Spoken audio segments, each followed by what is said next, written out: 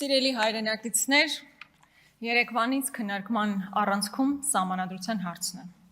Նոր սահմանադրություն, որը ես արդարացիորեն կոչել եմ Ալիևյան սահմանադրություն, բայց որը հակազդեցություն է առաջացնում իշխող քաղաքական մեծամասնության կողմից,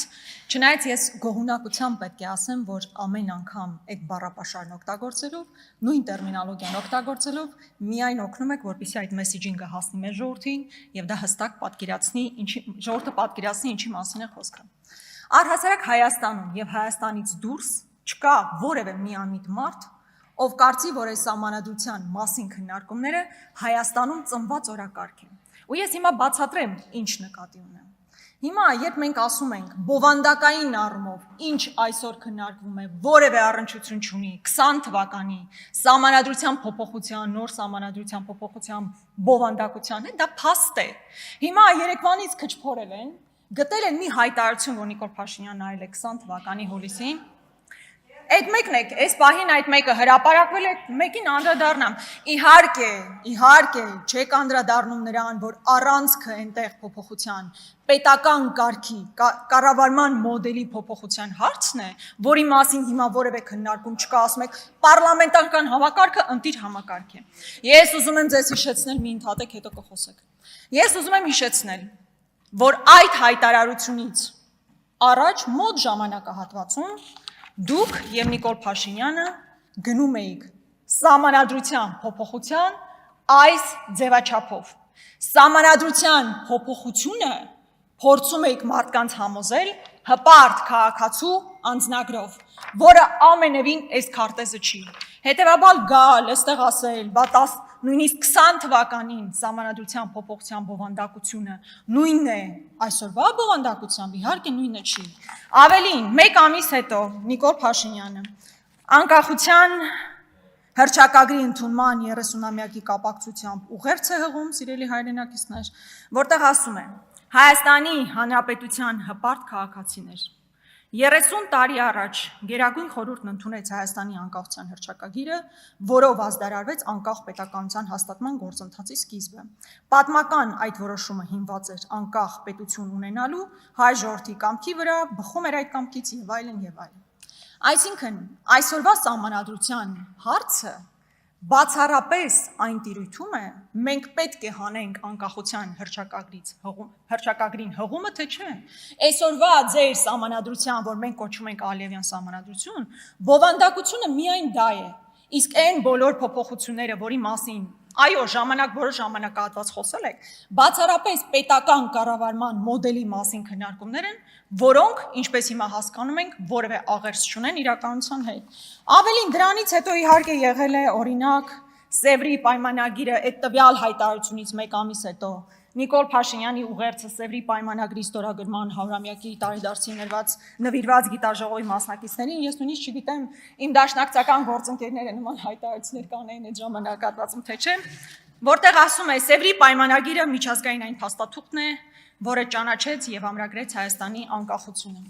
Եվ այսպես բազմաթիվ հայտարարություններ Արգելի գործընկերներ, խնդրում եմ պահպանել լռություն։ Պարոն Խաչատրյան, ձեզ էլ վերաբերում, Տիկին Ղազարյան, ձեզ էլ վերաբերում, խնդրում եմ մի րոպե, Տիկին Գրիգորյան, խնդրում եմ թույլ տվեք ամբիոնից ելույթ ունեցողը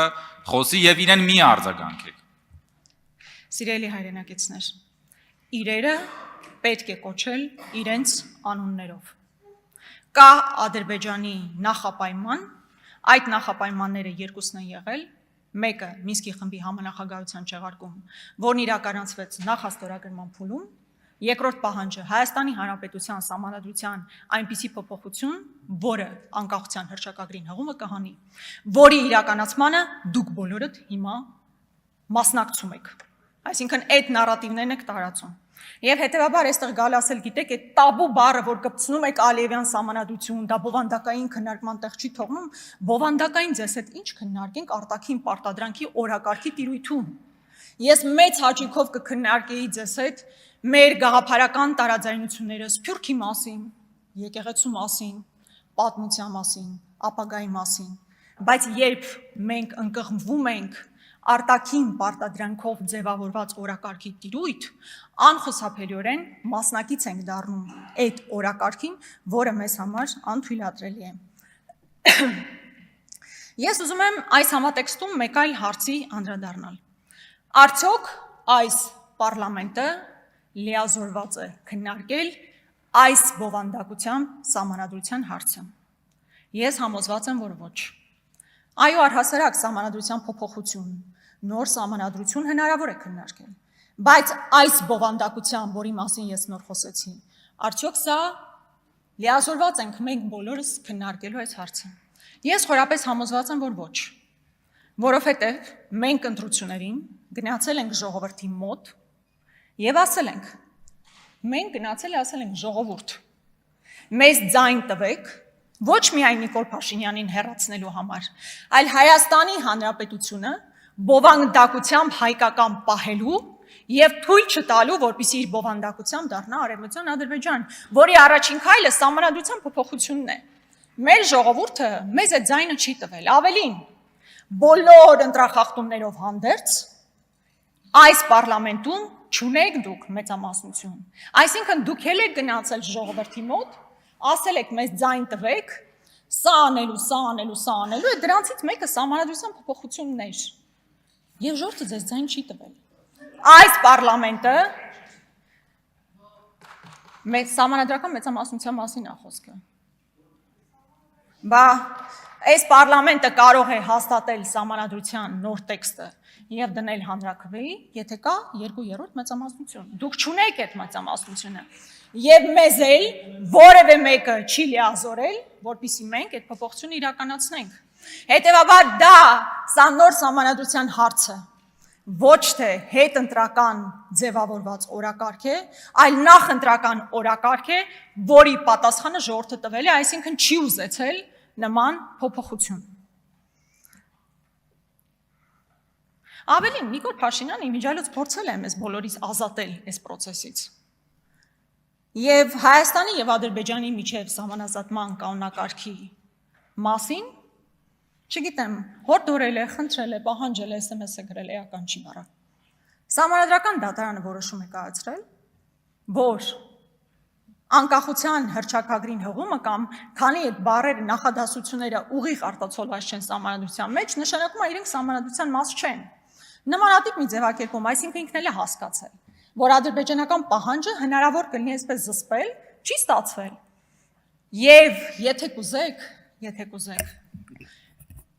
ընտրության այս համամասնությունը իր բոլոր խնդրահարույց կետերով հանդերձ փրկողակ է ձեզ։ Փրկողակ է Նիկոլ Փաշինյանին հերթական ստորացուցիչ զիջմանը չգնալու համար։ Որովհետև դրանից հետո նոր պահանջներ են գալու, նոր զիջումներ են գալու, եւ ժողովրդի ընտրությունը դուք պետք է ընկալեք որպես փրկողակ ադրբեջանական հերթական պահանջից խուսափելու համար։ Ադրբեջանը ձեզ պարտադրում է։ Եվ դուք դա նոր չի, որ հասկանում եք, որ պարտադրում է։ Այս քարտեզի մասին խոսեց, ես արդեն ասացի, թե հպարտ քաղաքացու անձնագիր ինչպիսի տեսք ուներ։ Այս քարտեզի դեմ որևէ մեկը կռիվ չի տալիս։ Պարզապես այս քարտեզը ձեր օրոք մկրատվել է։ Հայաստանի Հանրապետության տարածքով գնալիս կարող ես տեսնել, թե ինչպես են ադրբեջանցիները տարբեր գագաթներ գրավել եւ այնտեղից չեն պատրաստվում դուրս գալ։ Սա ձեր օրոք է եղել։ Եվ այս քարտեզը, որ մեր հպարտությունն է, ձեր օրոք մկրատված է։ Եվ դուք դեռ գալիս հարցնում եք, ընդունում եք այս քարտեզը, ինչպես եք վերաբերում այս քարտեզին։ Ձեր օրոք մկրատված քարտեզ է դարձել Հայաստանի Հանրապետության քարտեզը։ Ես իհարկե շատ ուզում եի խոսել նաեւ դատաիրավական համակարգում տիրողից, բայց ինչ ասես մի համակարգի մասին, որտեղ բարձրագույն դատական խորհրդի ղեկավարը կարող է SMS-ով հեռացվել, որտեղ օրինակ Մասիս Մելքոնյանը մի քանի օր առաջ քրեական հեղինակությանը կալանքից ազատում է, բայց բոլոր քաղաքական անձանց տեղում կալանք է տալիս։ Սա է իրական պատկերը, չեմ ասում մնացական Մարտիրոսյան եւ այլն եւ այլն։ Այսքանով կավարտեմ եւ կասեմ, որ մենք չենք մասնակցելու Տիկին Ջուլհակյան ձեր ընտրությանը, ինչպես չենք մասնակցում իշխանության կողմից առաջադրված այլ տեխնացիների ընտրության։ Շնորհակալություն։